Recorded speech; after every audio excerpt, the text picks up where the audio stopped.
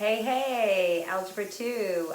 This is a lesson for Algebra 2 on the remainder theorem. So we have been studying polynomials and rational expression operations, adding, subtracting, multiplying, dividing, and dividing polynomials by binomials.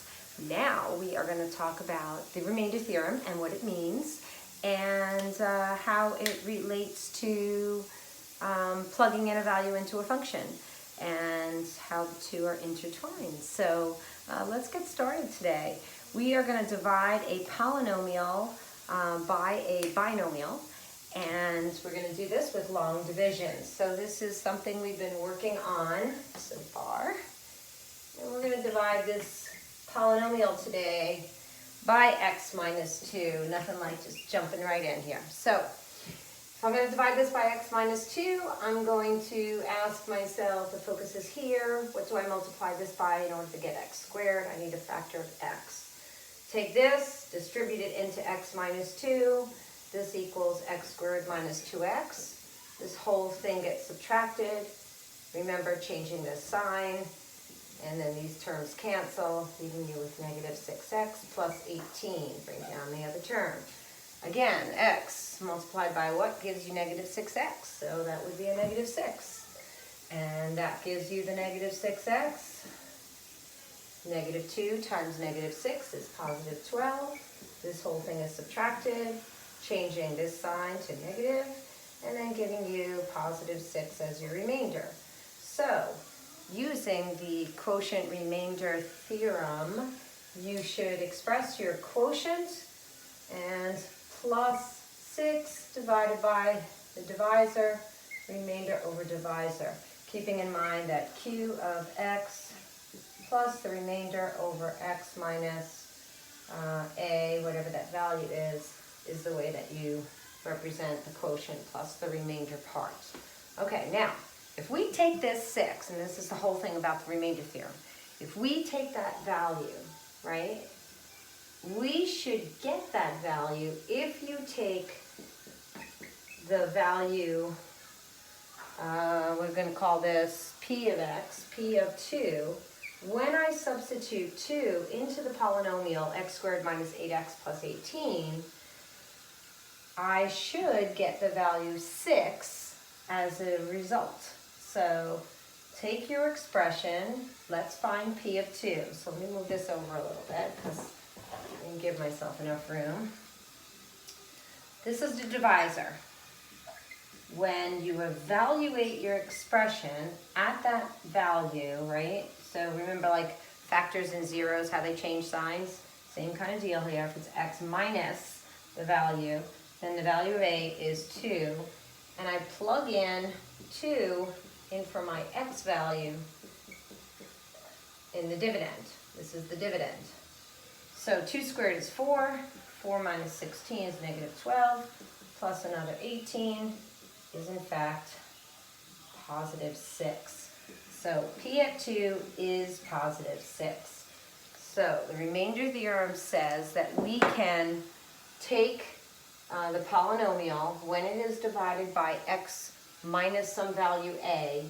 If we evaluate the polynomial at that value a, then what you get as a result is the remainder of the function.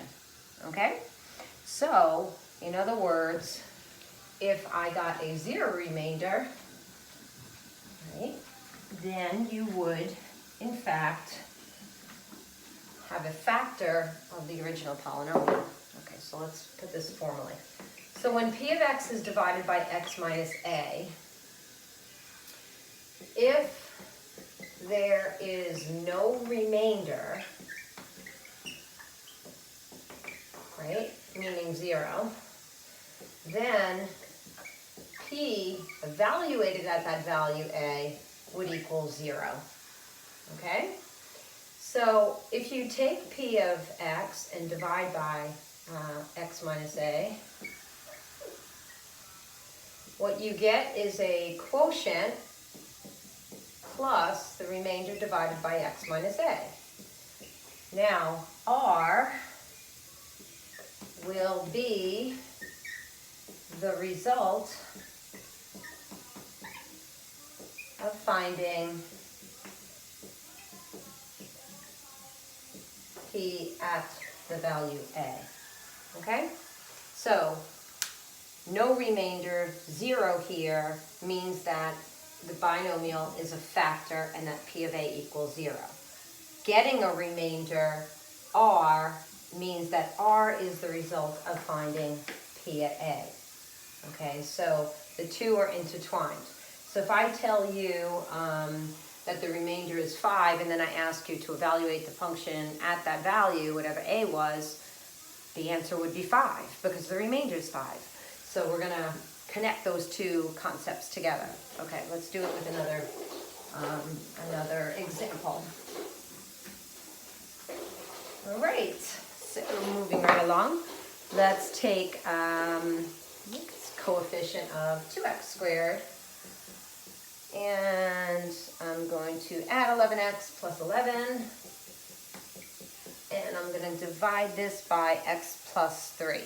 Okay, so this is going to be divided by x plus 3. Okay, so if I wanted to know just the remainder, I'm not going to do this whole thing, because I don't need to know what the quotient is if I'm just looking for the remainder. So if I want to find just the remainder alone and quickly determine whether or not it's a factor, I'm going to evaluate P at -3. Okay, so when I plug in -3, this is x plus 3, so A is a -3.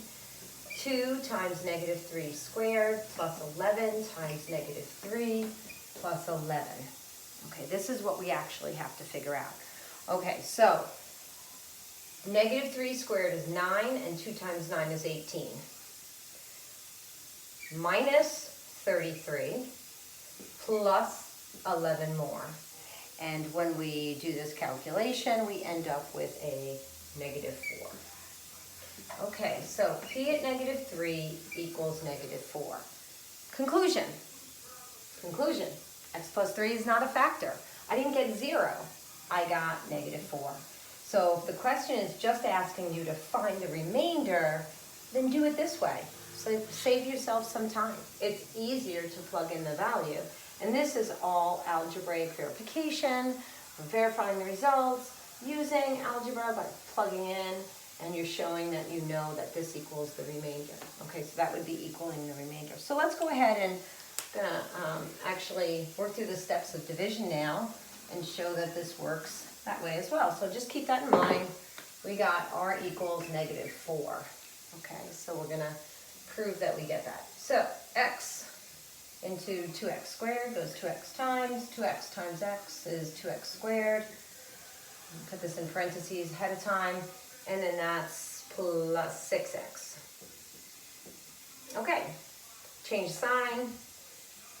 Add that together. You get 5x plus 11.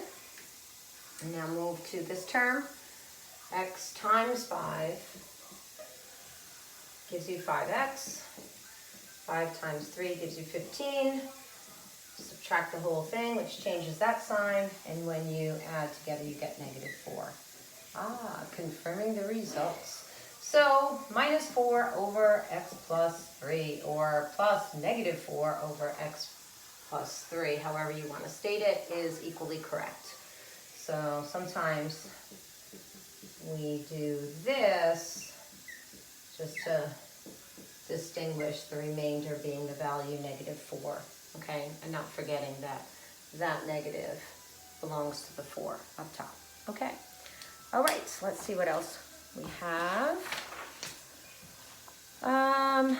Okay, so sometimes they'll ask a question that will read something like, if you are given the polynomial and divided by a certain binomial, and you place it in the form where q of x plus the remainder divided by the divisor, which is the following value of r? If you're looking for the value of r, it simply means plug in the value of a into the function and then see what it equals, and that's your shortcut method. So let's take the polynomial x squared minus 11x plus 22 I'm going to divide that by x minus 9. Okay, so if it's divided by a linear function x minus 9, then what does a equal? A is positive 9. So we're going to find the polynomial at the value positive 9. Okay? And to do that, we're going to square 9. Minus 11 times 9 plus 22 more, which gives us 81 minus 99 plus 22. And this whole thing, p at 9, equals the value 4. Okay? So that's it. That's pretty much what it all comes down to. So for x minus a to be a factor of the polynomial, the remainder must be equal to 0. So remembering that if we are to determine if something is a factor, we're supposed to get 0 when we plug it in.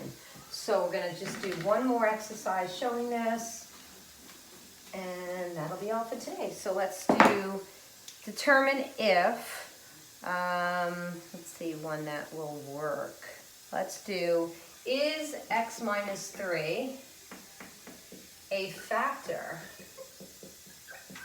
of p of x, which equals x squared minus 11x plus 24.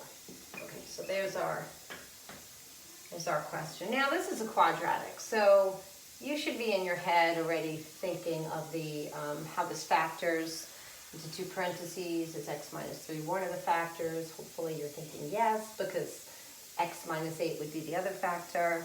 But let's just say you didn't know that. If you didn't know it at all, you would take the value a and find p at 3. So x minus a, so 3 is what we're going to evaluate it at. 3 squared minus 11 times 3 plus 24 is 9 minus 33 plus 24 more. And when I add this together, I get negative 24 plus 24, which equals 0. So p of 3 equals 0. Therefore, x minus 3 is a factor of p of x, since the remainder equals 0. Okay, so that concluding statement is something that you should definitely make sure you put down when you're answering, especially for your upcoming Regents exam. We want to make sure that it is stated correctly and all the work is shown. All right, hope you enjoyed your lesson. If you haven't subscribed already, please subscribe to Algebronx. I will be doing lessons for Algebra 1 and Algebra 2. Okay, have a great day. Bye.